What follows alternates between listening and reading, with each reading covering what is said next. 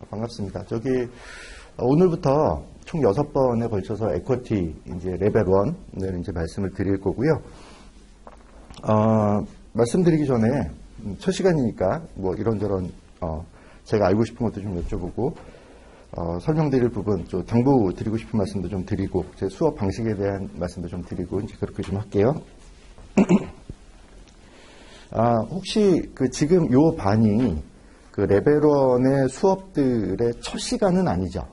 이 앞에 다른 거 배우셨죠? 그러면 일단 조사부터 포트폴리오 매니지먼트를 들었다. 안 들으신 분이 계시는군요. 네, 됐습니다. 감사하고요. 그럼 코퍼레이트 파이낸스를 들었다. 또 소수시구나. 예, 말씀을 좀 드리면 왜 그러냐면 CFA의 과목들은 금융 전반을 다 아우르잖아요. 그러다 보니까 서로 간에 연결고리들이 좀 있어요. 그래서 어떤 과목을 미리 배웠으면 제가 설명드리는 내용에 대한 이해도가 좀 올라갈 수 있습니다. 근데 에쿼티를 배웠으면, 그러니까 이걸 먼저 배우면 또 다른 과목을 배웠을 때 좀 쉽게 이해할 수 있는 부분들이 있거든요. 그래서 제 개인적인 입장으로는 다른 걸 좀 배우고 오시면 제가 수월하다 뭐 이런 건데요. 수월하다기보다는 더 좀 이해가 잘 되실 수 있다는 거죠. 그래서 연관된 과목이 에쿼티하고는 이 포트폴리오 매니지먼트, 여기 있어있구나. 포트폴리오 매니지먼트하고 이 코퍼레이트 파이낸스하고 이렇게 좀 관계가 있거든요. 그래서 서로 간의 개념을 갖다 쓰기도 하고 연관된 개념으로 이용해서, 활용해서 다른, 다른 로직으로, 다른 이론으로 좀 도출해 나가기도 하고 이런 부분들이 있어요. 그래서, 지금 보니까 소수시거든요. 들으신 분이. 그러니까, 설명을 이렇게 드릴게요. 왜냐면 오늘만 해도, 이거는 코퍼레이트 파이낸스 가면 배우실 내용이에요. 이건 포트폴리오 매니지먼트에서 당연히 중요하게 다루는 개념이에요. 이렇게 말씀드리면서 끌어와야 되는 부분이 있어요. 근데 그걸 다 설명할 수 없거든요. 정해진 시간 안에. 그렇기 때문에 일단 간략하게는 제가 설명을 드리긴 드릴게요. 제가 이제 길게 해보니까 이게 좋더라고요. 설명을 드리긴 드리고요. 다 이해가 안 되실 거예요. 왜냐하면 짧게 설명드렸잖아요. 제가 해당 과목에 가서 다시 보시면 그때 그게 이 얘기구나 라고 이제 이해가 되실 수 있도록 일단 집어는 드리고 갑니다. 근데 다 이해가 안 되시더라도 걱정하지 마세요. 제가 강의 드릴 때 그런 표현을 가끔 쓰거든요. 그러려니 하세요. 그러려니 하세요. 이런 표현을 쓰는데 이게 그냥 난 모르겠다 이런 뜻이 아니라 들어두고 가시면 마이너한 부분이 있다면 그래서 출제 가능성도 낮고 그냥 알아두시면 좋은 정도라면 슥 지나가도 되고요. 그러니까 덜 이해가 돼도 되고요. 중요한 부분인데 제가 그러려니 하세요라고 했다면 다른 부분에서 다시 튀어나올 거라는 거예요. 그래서 일단 안심하시고 따라오시면 될 것 같습니다. 그래서 이런 연관관계가 있어요. 그래서 이렇게 과목을 적은 김에 이제 이 에쿼티 과목이 초반 과목인 분도 계신 것 같으니까 설명을 좀 드리죠. 일단 CFA 전반으로 보면 혹시 이거 다른 데서 들으셨나요? CFA 과목이 어떻고 일단 짧게만 드릴게요. CFA가 크게 보면 과목 세팅을 한 3가지 분류 정도로 합니다. 그러니까 첫 번째가 기본이 되는 툴 쪽이거든요. 이건 이제 레벨 1, 인베스트먼트 툴 관련된 이론적인 부분이고요. 코퍼레이트 파이낸스라든지 레벨 1, 2의 중요 과목인 회계, 파이낸셜 리포팅 어널리시스라든지 퀀트, 그렇죠. 요즘 애매하죠. 퀀트 같은 게. 왜냐면 공부하다 보면 되게 재밌잖아요. 그죠? 재밌어요? 전 포기했어요. 레벨 1, 2에서 다. 이런 계량 이런 거랑 안 맞더라고요. 퀀트 이런 게 있고요. 그 다음에 이코노믹스, 경제학 이런 거 다 뭐예요? 기본 기초 과목들이잖아요. 그러니까 세상을 이해하기 위해서. 두 번째가 여기서 이제 에셋 클래스인데요. 정리는 에셋 클래스라고 쓰는데 이제 프로덕트 단인 거죠. 2층이에요. 이게 이제 에쿼티가 있고요. 픽스 인컴, 채권이죠. 본드 쪽이 있고요. 파생상품 데리버티브가 있고요. 그 다음에 대안투자, 대체투자, 얼터너티브 인베스트먼트가 있고요. 이게 이제 4개 과목이 있고요. 포트폴리오 매니지먼트가 이제 3층에 있는 과목입니다. 그래서 이런 전반적인 회계 관련된 이 뭔가 분석을 다루는 통계 관련된 기업 재물을 다루는 부분들, 경제학들 가지고 기반을 닦고요. 상품들을 봅니다. 그래서 에쿼티, 그러니까 주식, 채권, 파생, 대체 보고요. 마지막에 이걸 다 아울러서 포트폴리오 매니지먼트를 하는 거예요. 그래서 포트폴리오 매니저 이런 단어가 아마 계속 CFA 그 프로그램에서 나올 겁니다. 왜냐하면 궁극적으로는 저렇게 돼서 그래요. 근데 이게 9과목인데 1층에 4개, 2층에 4개, 3층에 1개. 이거 그 중요한 거 있죠? 요새 더 중요해지고 있는 거. 윤리가 있습니다. 에틱스가. 그래서 이건 레벨 1, 2, 3에 다 이제 중요 과목으로 포괄이 되죠. 그래서 총 10과목이에요.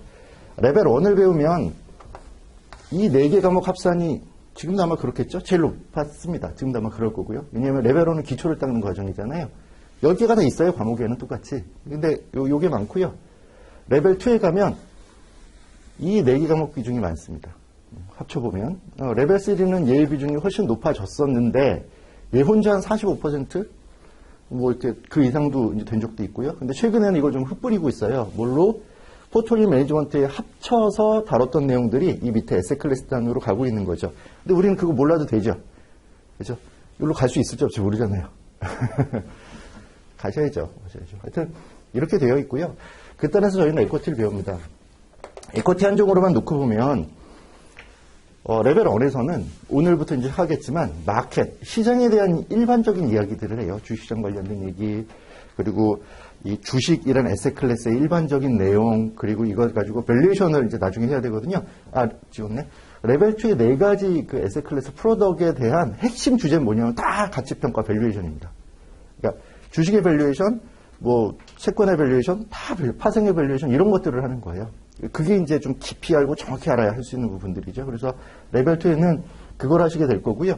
그래서 에쿼티도 레벨 2에 가면 그땐 저랑 9번을 만나시는데 거의 대부분 밸류에이션으로 다 깔려 있습니다. 내용이. 그것만 집중적으로 배워요. 테스트도 다 그것만 나오고요. 그래서 레벨 1에서는 그냥 일반적인 내용들 슥슥슥 배우다 보면 그런 말씀들 하시거든요. 생각보다 어렵지 않다. 영어로 되어 있을 뿐 생각보다 어렵지 않다. 이런 말씀들을 하세요. 근데 합격률은 잘 안 올라요. 그래서 왜냐하면 CFA 시험은 떨어뜨리려고 하는 시험이 아니에요. 붙여줘요. 뭐 하면. 개념 중심으로 잘 앉아서 공부하잖아요. 그럼 외우지 못했어요. 정확하게 외우지 않으면 틀리는 문제들 우리나라 자격시험 보면 있잖아요.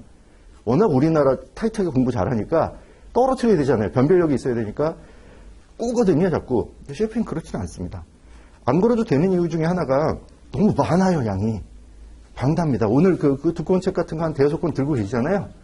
그죠? 그리고 이거, 심지어 이게 요약집이죠. 놀랍게도. 그럼 커리큘럼 부분 더 많고, 또 언제 다 공부할 거예요. 뭐 학생이면 괜찮지만 학생 아니신 분들도 계시죠? 직장인, 죽어버려요. 저도 이제 그 직장 생활 하면서 좀 늦게 했거든요. 이 공부를. 주변에서 그때도 많이 말렸어요. 그래서 뭐 하게. 별로 쓸데도 없다며. 그게 뭐야. 근데, 안 했으면 이제 많이 불행할 뻔 했죠. 어쨌든, 이것 자체가 너무 방대하고 어렵기 때문에 이제 와서 처음에 이런 결단을 내기가 어렵습니다. 놀랍게 크리스마스에 영화 14도를 뚫고 근 20분이 와서 앉아 계시는 건 이게 놀라운 일이에요. 그죠? 둘 중에 하나겠죠. 뭔가, 요즘 코로나로 갈 데가 너무 없으셨거나, 아니, 무언가 해야 되겠다. 이제 연말이잖아요. 코로나 때문에 최근 1, 2년이 어떻게 갔는지 다들 모르게 갔습니다. 그러면 해야 되겠다는 생각을 가지신 분들이 그 돈을 내고 앞으로 이거 가지고 한 3년 정도, 2, 3년은 내가 여기 붙들려 있을 거 알면서도 아니죠. 여차하면 10년도 돼요. 제 주변에도 있습니다. 10년째 하는 분들. 그러면서 오신 거잖아요. 그래서 하여튼 이 공부들에서는 좀 깊게 하셨으면 좋겠는데, 깊게라는 게 개념 중심으로 하시면, 이거 아마 이 말씀은 저 말고도 많이 들으실 거예요. 왜냐하면 너무 많아서 못 외워요. 아니, 저희가 뭐에 강해요? 초치기, 벼락치기, 뭐 이런 거 아주 잘하잖아요. 근데 이거 가지고 안 돼요. 너무 많거든요. 다 못 외워요. 그럼 어떻게 하면 되냐면, 이런 개념이었지, 이런 이론적인 근거에서 이렇게 논리가 풀렸지를 알면, 보기 ABC가 있는데 다 모르겠습니다. 또 왠지 이럴 것 같은 보기가 있어요. 그럼 그거 지금 맞는 거예요. 정확히는 맞는 확률을 올리는 거죠. 이게 개념이 잡혀 있다는 겁니다. 그러니까 나도 모르게 내가 알고 있다. 그게 개념 중심 공부라고 저는 생각을 하고요. 그래서 그렇게 공부를 해나가시면 좋다는 건데, 첫 시간이니까 이 말씀 하나만 좀 드릴게요. 뭐냐면 다른 분들도 뭐 하실 것 같긴 한데, 그거 했으면 좋겠거든요. 코스트 베네핏 어널리시스. 뭐냐면, 돈 들이시죠. 물론 이제 이게 CFA 수강료가 10몇 년 전에 제가 낼 때랑 비슷해요. 그렇게 많이 안 올랐더라고요. 학원 업계가 어렵습니다. 근데 어쨌든 비교적 비싼 돈을 들여서 오셨죠? 그보다 더 소중한 시간을 들여오시죠? 인생의 일정 부분을 여기다 담그시겠다고 지금 결정하신 거잖아요. 그죠? 이거 말고 할 수 있는 거 있을 거 아니에요. 그죠? 기회비용이라는 게 생겼죠. 그러면 이걸 들여서 CFA가 된다 한들, 그걸 뭘 얻을 수 있을까?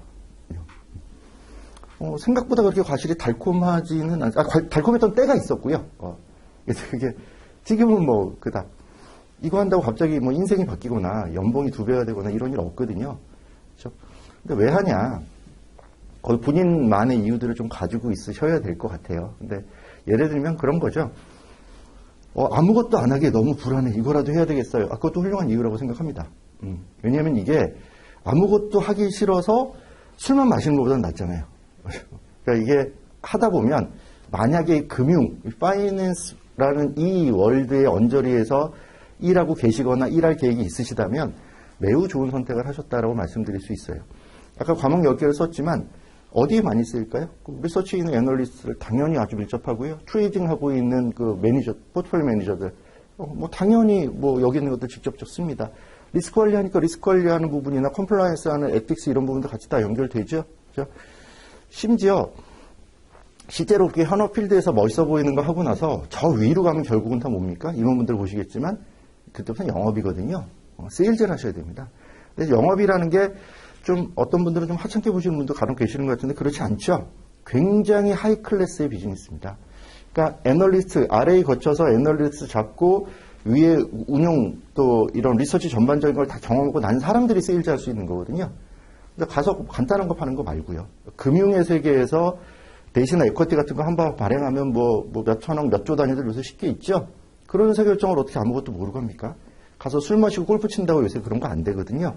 그럼 뭘 할 수 있어야 되냐면 솔루션이라는 걸 낼 수 있어야 되는데 솔루션을 낼 수 있으려면 그 연륜, 경험, 역량이 쌓여야죠. 그 경험들이 헛되지 않으려면 밑에 지식이 깔려 있어야 그 경험들이 와서 묻으면서 이렇게 덩어리가 집니다. 그래서 그렇게 저는 생각하고요.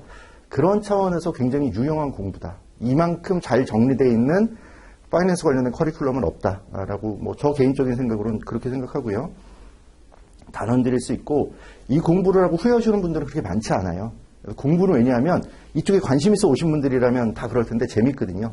할만합니다. 그리고 어서 들어본 것도 있고 또는 내가 할 일이거나 하고 있는 일에 연관된 얘기들이 계속 있어서 나쁘지 않습니다. 그러니까 잘 정리해 두시는 게 좋다. 그리고 아직 학생분들 혹시 계시다면 이게 체감되지는 않을 텐데 스노볼이라는 얘기는 요새 많이들 하시잖아요.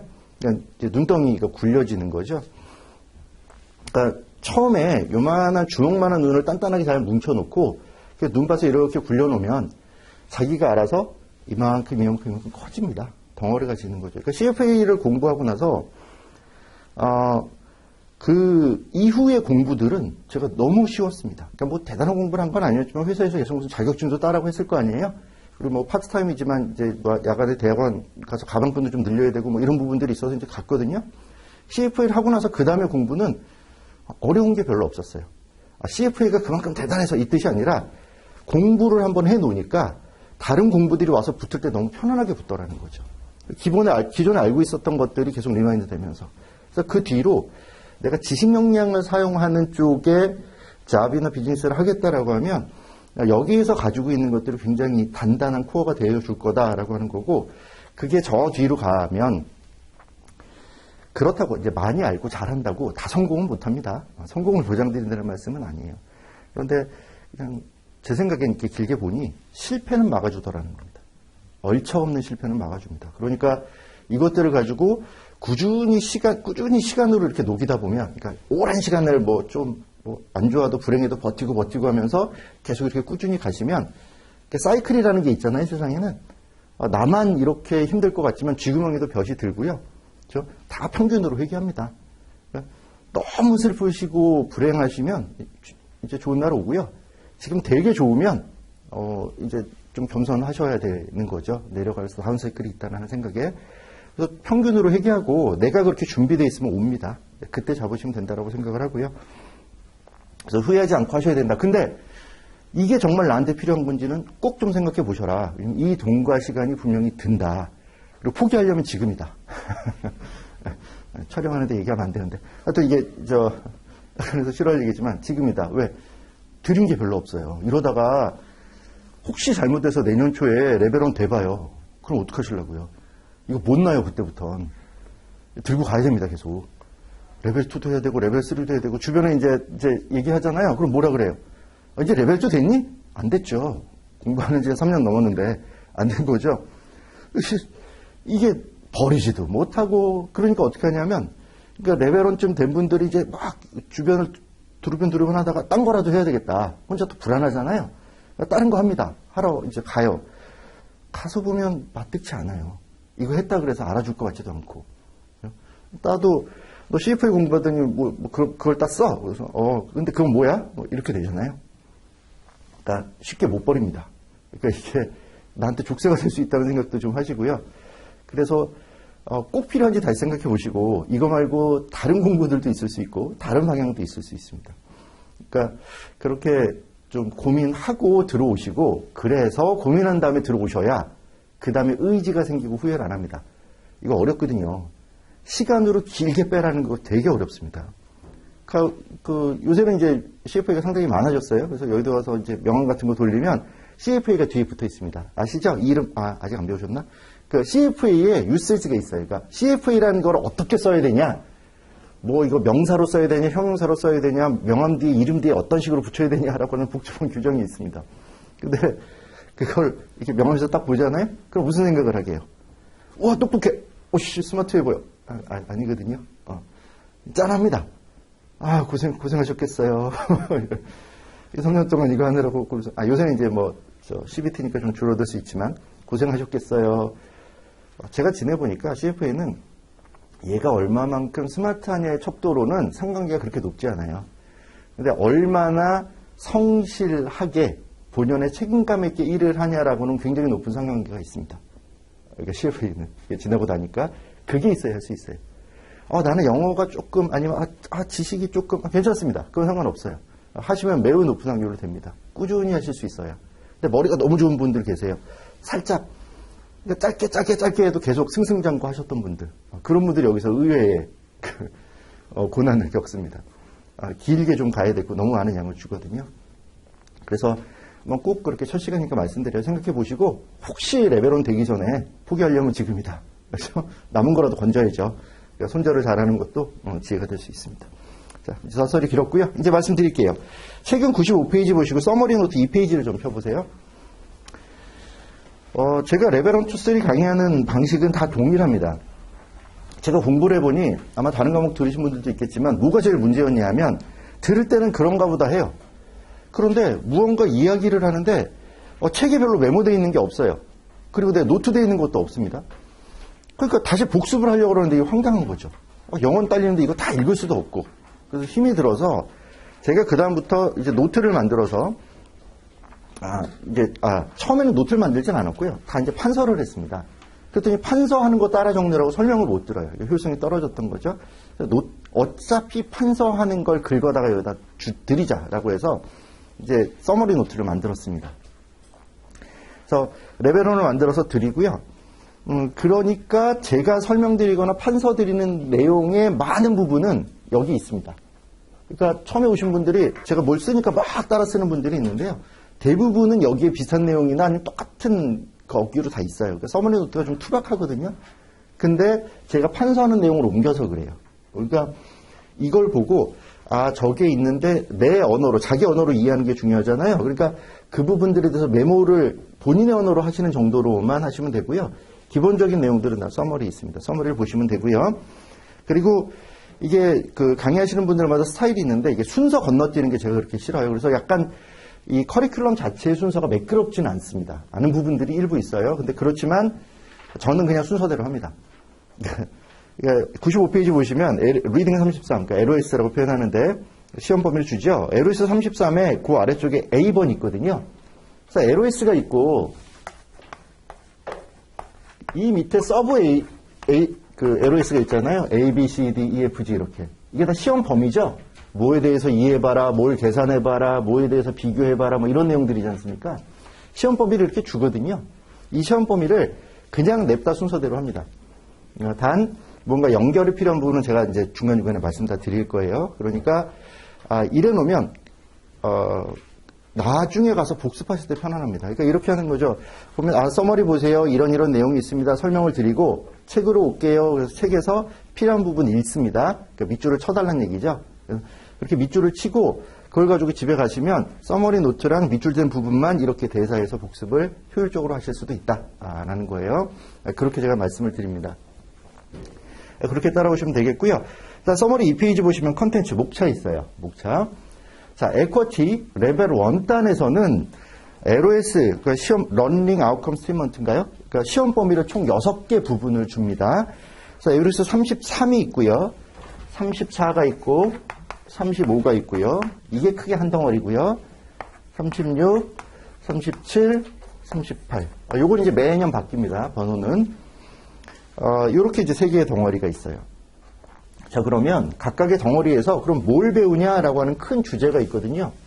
33, 이거 오늘 할 건데요. 보시면 마켓의 Organization and Structures 이렇게 되어 있죠. 시장에 어떻게 조직되어 있고 구조는 어떠냐 뭐 이런 거예요. 그러니까 일반적인 내용들을 배웁니다. 그래서 오늘은 별로 큰 재미가 없어요. 네. 그리고 시험 목적으로도 난이도가 그렇게 높지는 않습니다. 그러니까 뭐 출제 빈도가 그렇게 높지는 않습니다. 그렇지만 자잘한 내용들이 굉장히 많은 서버 LOS로 주르륵 있어요. 보시긴 보셔야죠. 그리고 그 CFA 시험의 특징 중에 여러 가지 특징이 있지만 대표적인 특징이 뭐냐면 어디서든 나온다. 환장하는 거죠. 그러니까 우리는 그런 거 있잖아요. 어디가 중요해. 그러니까 어디만 좀 집중적으로 볼까? 아닙니다. 쫙 나옵니다. 물론 미세하게 중요하게 다루는 파트나 부분들은 있어요. 차이가 좀 있다는 거죠. 그렇지만 다 어디서든 나옵니다. 이런 게 나와요. CFA입니다. 그래서 이게 기말에 시험 거의 다 가면 이제 파이널 리뷰라는 걸 해요. 아마 1월 초에 레벨1도 할 건데 아마 우리 대상은 아니죠. 기존에 공부하셨던 분들이 이제 마지막 시험 보기 전에 마지막 문제 풀이방 같은 게 있습니다. 그때 가면 이제 그렇게 이제 모여서 이제 제가 말씀드릴 거잖아요. 막 문제 풀면서 이제 적응하는 거. 그리고 중간에 쉬는 시간이 있습니다. 제가 통상 45분, 50분하고 10분 쉬는데 그때 오세요. 그러니까 강사님 이게 무슨 내용인가요? 이렇게 물어보러 오시는데 파이널 리뷰는 좀 달라요. 이렇게 주르륵 오시거든요. 근데 책을 안 들고 와요. 뭘 물어보시겠어요? 뭘 버릴까요? 제가 공부가 안 됐는데 뭘 버릴까요? 그래서 이 에코티 안에서 물어보신 분도 있고요. 심지어 과목 물어보시는 분도 있습니다. 무슨 과목을 좀 버릴까요? 보세요. 그러면 이제 같이 고민하는 거죠. 그래요? 저는 옛날에 콘토 버렸는데 콘토 어떠세요? 콘토 버려볼까? 뭐 이런 얘기하면서 콘토는 싫어하시겠네. 하여튼 그런 얘기들을 합니다. 근데 참 애매한 게 다 나와요. 여기저기서 구석구석. 그래서 보긴 보셔야 돼요. 마켓 오가나이제이션 스트럭처 이 얘기를 합니다. 시장에 대한 일반적인 얘기. 그 밑에 보면 LOS 34가 마켓에 인디시스라고 해놨죠. 인덱스 들어보셨죠? 지수. 뭐 S&P 500가 어쩌고 뭐 우리나라 종합주가 지수가 어쩌고 이거. 그 지수 만들고 그거 해석하고 뭐 그걸 가지고 투자했을 때 수익 계산하고 같은 이런 지수에 대한 얘기를 합니다. 세 번째가 그러니까 LOS 35죠. 시장의 효율성 얘기를 해요. 마켓의 이피션시. 이게 아마 재무 관련된 과목을 들으신 분들은 아실 텐데 효율적 시장 가설 이런 거 들어보셨어요? 그러니까 효율적이라고 표현했잖아요. 그 효율성입니다. 나중에 말씀드리고요. 근데 어쨌든 이 세 개를 보면 다 마켓 어쩌고 이렇게 돼 있죠. 시장에 대한 일반적인 얘기들을 합니다.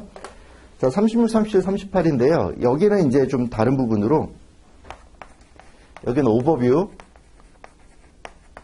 에쿼티를 봅니다. 에쿼티가 뭐냐? 보통주가 있고 우선주가 있고 해외 주식에 투자할 때 뭐 DR이라는 게 있고 비상장식 투자할 때는 어쩌고 뭐 이런 얘기들. 주식에 대한 일반적인 얘기들을 하고요. 37, 38이 사실은 엑기스인데요. 37에서는 인더스트리, 산업 분석 얘기를 합니다. 근데 산업 분석만 하면 좀 애매하니까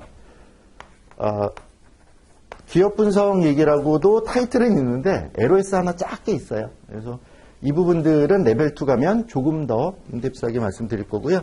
LOS 38이 에코티 밸류에이션인데 정확히는 밸류에이션의 입문입니다. 밸류에이션 컨셉에 대한 얘기들에 대한 기초만 하고요. 이 두 개를 레벨 2에서 확 퍼뜨려가지고 길게 9번에 걸쳐서 말씀을 드리는 거예요. 자, 뭐가 중요합니까? 다 중요해요. 다 중요해요. 어디든 나올 수 있는 항목들이 곳곳에 있습니다. 근데 LOS 전체에서 그 안에서도 좀 이제 중요도가 조금씩 다를 거잖아요. 그 부분은 제가 설명드리면서 말씀을 좀 드릴 거예요. 이 부분은 좀 잘 챙기세요. 이렇게. 그렇게 이제 정리해서 가시면 되겠습니다. 자, 우리가 6번에 걸쳐 이렇게 공부한다 말씀을 드렸고요. 그리고 하나, 그러니까 제 직전 강의를 만약에 온라인으로 들으신 적이 있거나 뭐 보신 분들은 제가 예전엔 뭘 했냐면 이 6개 말고 바로 직전 강의까지도요. 퀀트 쪽에 보면 기술적 분석이 있습니다. 테크니컬 어널리시스라고 하는 파트가 있었거든요. 그걸 제가 했어요. 근데 이게 퀀트 쪽 과목인데 왜 제가 했을까요? 제가 때는 한 2년 전 제 강의 초짜 시절에 퀀트 선생님이 이거 뭔지도 모르겠고 주로 주식에서 쓰는 것 같은데 기술적 분석 못하겠다 그래서 제가 이제 초짜니까 네가 할래? 그래서 이제 제가 거부권이 사실상 없었죠. 그래서 제가 받아서 했어요. 제가 좀 했잖아요, 길게. 제가 못하겠다고. 그래서 아닙니다. 그렇지는 않았고요. 해도 되는데 테크니컬 어널리시스가 기술적 분석이잖아요. 그러니까 팔려면 끝도 없어요. 그런데 굉장히 길게 이야기해야 되는데 문제는 한 문제, 두 문제 나올까 말까 한 거예요. 그래서 이걸 이렇게까지 해야 될 일인가 싶어서 그러니까 기피하게 된 거죠. 저도 기피하고 이제 수강생분들도 기피하고. 그래서 뺐습니다. 뺀 이유가 제가 하기 싫어서 남한테 던져둔 뜻은 아니고요. 퀀트에 있던 게 포트폴리오 매니지먼트인가로 옮겨갔어요. 그래서 다시 커리큘럼 재조정이 되면서 그쪽에서 한꺼번에 설명하는 게 더 유용하게 됐습니다. 그래서 제 입장에서는 다행히 이 부분부터 빠졌어요. 혹시 이어서 들으시는 분들이 있으면 감안해서 좀 보셨으면 되겠고요. 그래서 어쨌든 6개 봅니다. 이제 서머리 넘겨봐봐요. 이제 4페이지. 보겠습니다. LOS 33에 A번 이렇게 돼 있죠. 그 A번이라고 해놓으면 제가 뭐라고 적어놨냐면 그 타이틀에 Functions of Financial System 이렇게 적어놨잖아요. 파이낸셜 시스템의 기능들 이렇게 적어놓은 거죠. 자, 책으로 와볼까요? 95페이지요. 하단부 보시면 이렇게 가로줄 평행선 2개 거놓고 거기 LOS 33 파란 글씨로 그렇게 돼 있죠. Explain the main functions of the financial system 이렇게 돼 있잖아요. 그러니까 여기 있는 LOS에 있는 내용들의 키워드만 제가 서머리에는 적어놨어요. 그래서 뭘 알아야 돼? 라고 하면 금융 시스템의 기능들 이렇게 기억하고 가시라는 거예요. 다른 부분도 마찬가지입니다. 지금 이거는 책에 있는 LOS가 짧잖아요. 짧으니까 그냥 별 차이 없네 이렇게 넘기실 수도 있지만 좀 긴 것들이 있거든요. LOS가. 그것도 좀 되도록이면 키워드 중심으로 옮겨놨어요. 그래서 서머리 보실 땐 그렇게 이어서 보시고요. 서머리부터 보실게요. 그래서 보면 4페이지에 파이낸셜 시스템의 기능들은 뭐야? 라고 하면 크게 3가지를 적어놨습니다. 첫 번째가 뭐냐면 트랜스퍼 에셋 리스크, 에셋과 리스크를 트랜스퍼하는 게 금융 시스템. 그러니까 우리가 금융이라는 시스템이 있다는 건 알죠? 거기서 뭐가 하는 거야? 금융을 하지. 그러니까 금융이 뭐야? 그 한자를 생각해 보시면 돈이 왔다 갔다 하는 거예요. 돈을 융통해 주는 거거든요. 그래서 금융 시스템이라는 게 있으면 기능이 있을 거잖아. 그럼 기능이 있다라고 하면 개인 간도 마찬가지고요. 뭐 개인도 대차대표 그릴 수 있죠. 뭐 기업 간이라고 해도 상관없고. 그러니까 렌더가 있고요. 렌더는 돈이 있어요. 빌려줄 수 있는 대출자. 돈이 있는 사람이 있거든요. 근데 여기는 돈이 필요한 사람이 있어요. 차입자가 있죠. 그럼 여기 있는 돈을 이쪽으로 빌려주고 싶은데 사적으로 만나서 할 수도 있죠. 그렇지만 시스템화해서 거기서 더 효율적으로 효과적으로 이 경제의 혈액인 돈이라고 하는 게 쌩쌩 돌 수 있게 만들 수도 있겠죠. 그래서 통상 이 안에는 이제 나중에 이제 배울 겁니다. 다음으로 했으니까 인터미디어리라고 하는 게 있거든요. 중개자들이 껴요. 중간자들. 일반적으로는 은행 뭐 이런 애들이 끼는 거죠. 그래서 은행을 통해서 투자자들이, 그러니까 예금자들이죠. 예금자들이 돈을 주면 은행이 가지고 있다가 자기들이 그 예수부채, 그러니까 예금자로부터 돈을 빌려서 은행에 들고 있다가 필요한 사람한테 대출을 해주는 거죠. 돈이 왔다 갔다 합니다. 돈을 빌려주고 돈을 빌리고 이게 금융 시스템의 첫 번째 기능이에요. 그러면 단순히 돈만 왔다 갔다 해야 되냐? 그렇지 않다는 거예요. 기업 단위로 확정해 보면 이것 자체가 기업 BS에 보면 debt 이렇게 표시가 되겠죠? 그렇죠? 부채예요. 근데 debt만 있는 게 아니라 equity가 있을 수 있잖아요. 그렇죠? 그럼 equity에도 돈을 투자하는 사람이 있죠. 이 사람들은 예금자, 렌더 이렇게 표현 안 하죠? equity investor 이렇게 표현하잖아요. 투자자가 있어요. 주식 투자자로부터 돈을 차입합니다. 왜? 기업 활동이라는 걸 해야 되니까. 그래서 빌리고요. 은행이나 뭐 채권 투자자에게 빌리고 아니면 주식 투자자, 즉 주주들에게 돈을 모아서 이 모은 토탈 캐피탈을 가지고 투자를 하죠. 투자한 내역서가 에셋이잖아요. 그래서 에셋을 가지고 여러 가지 뭐 설비 투자, 시설 투자들도 하고 운전자문 투자들도 해서 이걸 가지고 뭐 해요? 영업을 하잖아요.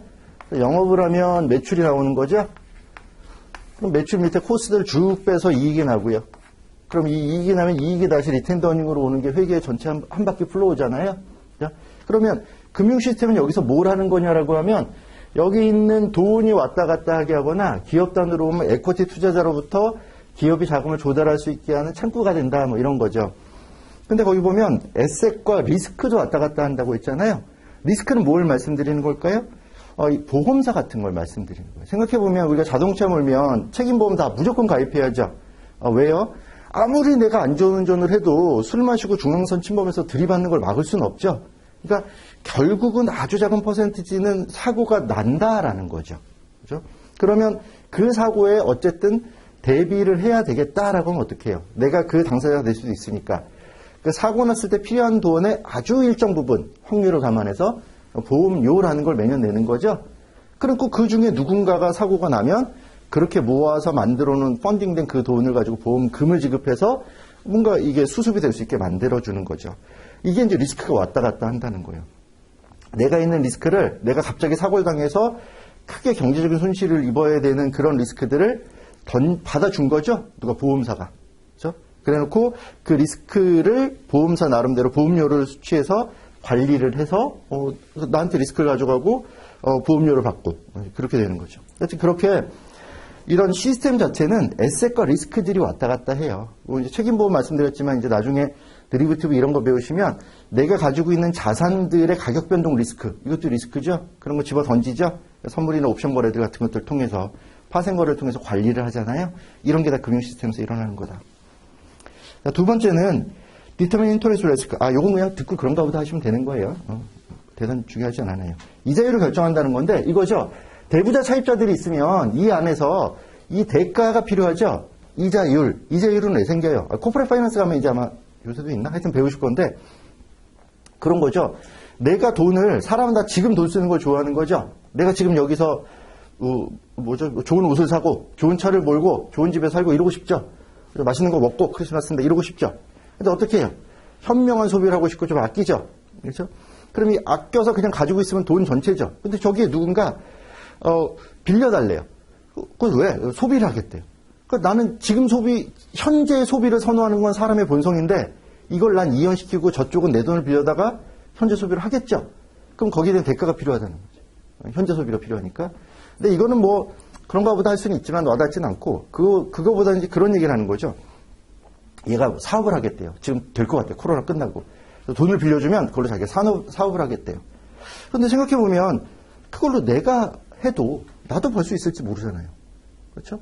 그러니까 결국 내가 돈을 빌려준다는 거는 이 사업을 통해서 망할 수도 있지만 잘 돼서 돈을 벌 수 있는 그 기회 이익을 포기하는 거죠. 그렇죠? 그러니까 그런 기회 이익을 포기한 대가로 나한테 뭘 줘야 돼요? 이자라는 걸 달라는 거예요. 그 대가를 줘라. 얼마? 1년에 몇 % 이걸 주라는 거죠. 그런데 결국 얘가 벌어들일 수 있는 실물 경제에서의 실질 이익에 대한 대가뿐만 아니라 이게 지금 돈이 1,000만 원이 1년 뒤에 1,000만 원이랑 다르죠. 요새 인플레이션 얼마나 화두가 됩니까? 물가 오르잖아요. 그렇죠? 그러면 지금 1,000만 원이 1년 뒤에는 1,000만 원보다 가격이 낮아져 있죠. 물가가 올라 있으니까 구매력 기준으로 가치가 떨어져 있죠. 그거 보상하라고 하죠. 그렇죠? 그래서 우리가 피셔 방정식 이런 거 배우죠. 뭐라 그래요? 금리라고 하는 건 경제 성장률과 인플레이션의 함수다 이런 얘기 하죠. 그러니까 경제 성장률, 돈이 이제 뭐 점점점 이 돈을 활용해서 사업을 통해 이익을 벌 수 있는 실물 경제 성장, 그러니까 통상 실질 GDP 성장률 이런 거 대응치로 쓰잖아요. 그게 있고 또 인플레이션 했지, 그러니까 인플레이션에 대한 대가는 받아야 되니까. 인플레이션, 요 두 가지가 금리를 만든다고 얘기하죠. 근데 이것 자체가 결국 대부자 차입자 간에 무언가 의사타진에 의해서 시장에서 결정되죠. 그래서 시장에서 이 파이낸셜 시스템에서 금리를 결정해요. 근데 이 금리가 매우 중요한 실물 경제 지표라는 거죠.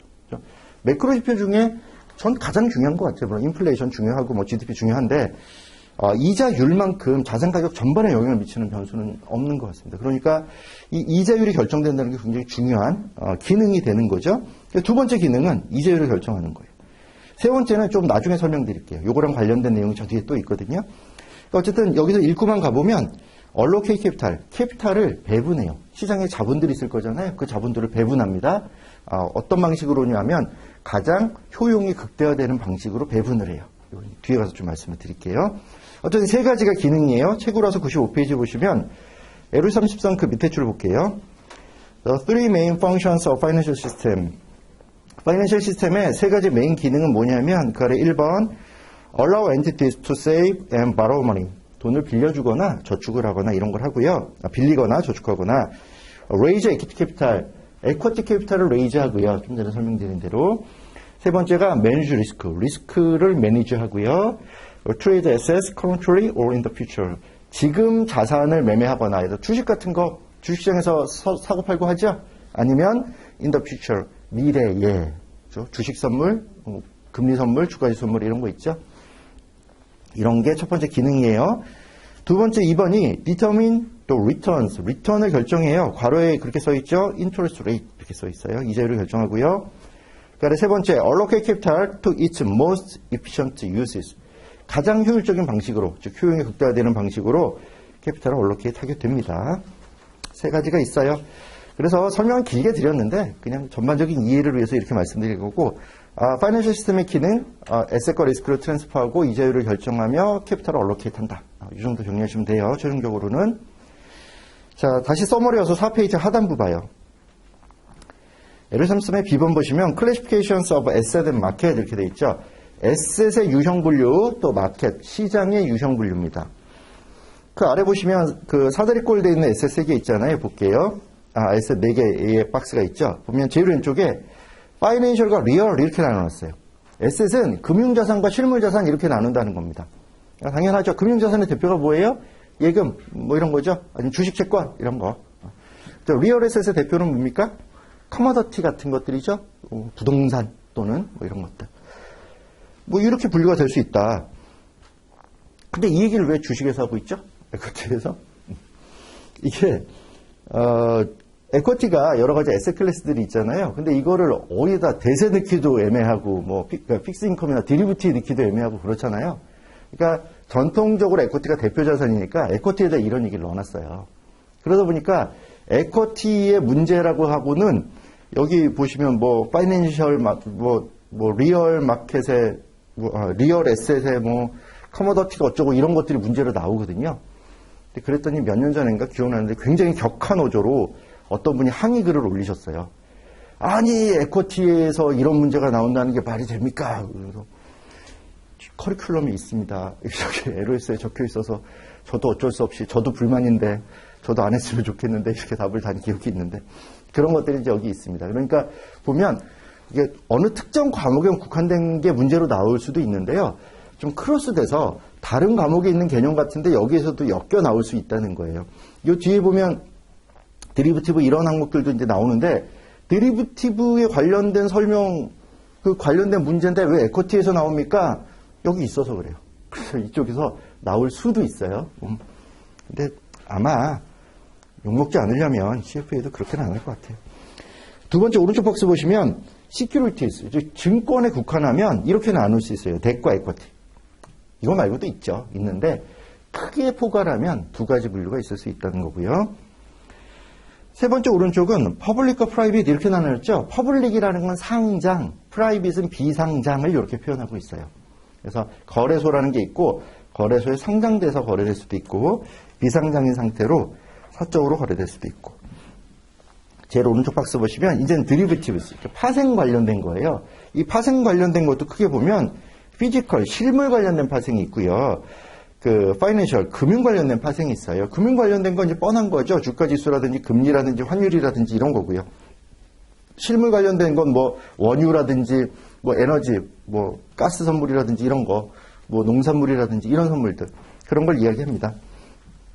책으로 보시면 97페이지 LOS 33의 B번, 그 밑에 패러그래프 보시면 볼드체로, 그러니까 굵은 글씨로 첫 번째 줄 앞에 파이낸셜 에셋, 두 번째 줄 앞에 리얼 에셋 이렇게 돼 있죠.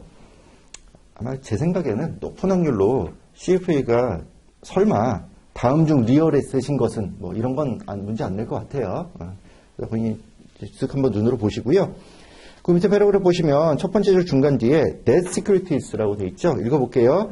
Debt securities are promises to repay borrowed fund.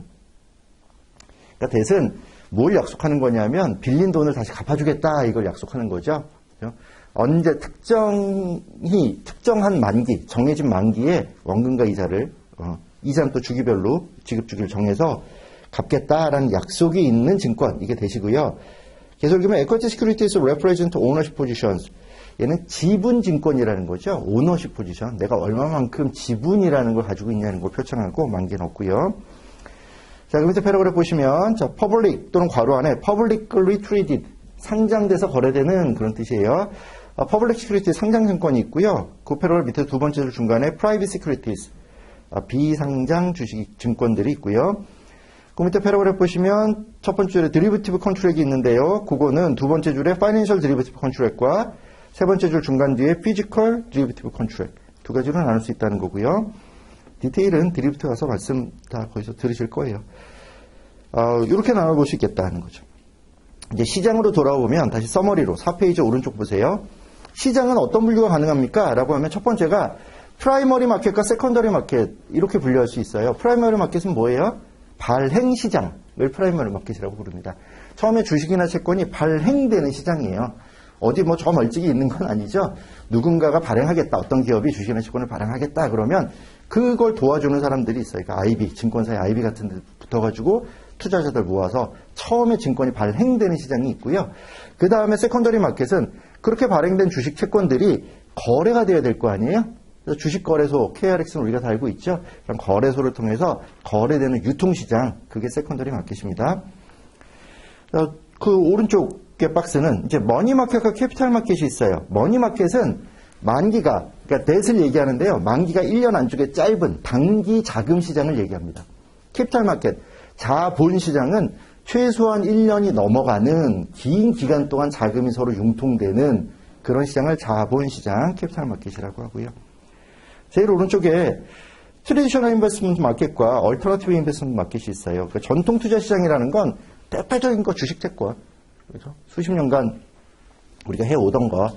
얼터너티브는 주식 채권 말고 다른 대안 이런 뜻이에요. 얼터너티브라는 게. 그러니까 그거 말고 나머지 다 이렇게 볼 수 있습니다. 그러니까 뭐 리츠 같은 부동산 관련된 것도 그렇고요. 커머더티도 마찬가지일 거고. 하여튼 여러 가지 투자들이 뭐 있죠. 요새는 뭐 코인 이런 게 얼터너티브냐 아니냐, 뭐 자산이냐 화폐냐 뭐 이러고 있긴 하지만 어쨌든 주식 채권 말고 나머지들이 얼터너티브입니다. 책으로 보시면 97페이지에 제일 밑에 패러그래프요. The primary market is the market for newly issued securities. 그러니까 새로 증권이 발행되는 게 프라이머리 마켓이고, 계속 읽으면 subsequent sales of securities. 처음에 발행된 그 증권이 그 뒤에 이어서 매각되는 그런 매각은 set to occur in the secondary market. 세컨더리 마켓에서 일어난다. 즉 유통되는 시장이 세컨더리 마켓이다. 그 뜻이에요. 넘겨보시면 98페이지. 첫 번째 줄에요. Money markets are referred to market for debt securities with maturities of 1 year or less. 1년 또는 1년 안쪽에 만기를 가진 debt security가 거래되는 시장이 머니마켓, 단기 자금 시장이고요.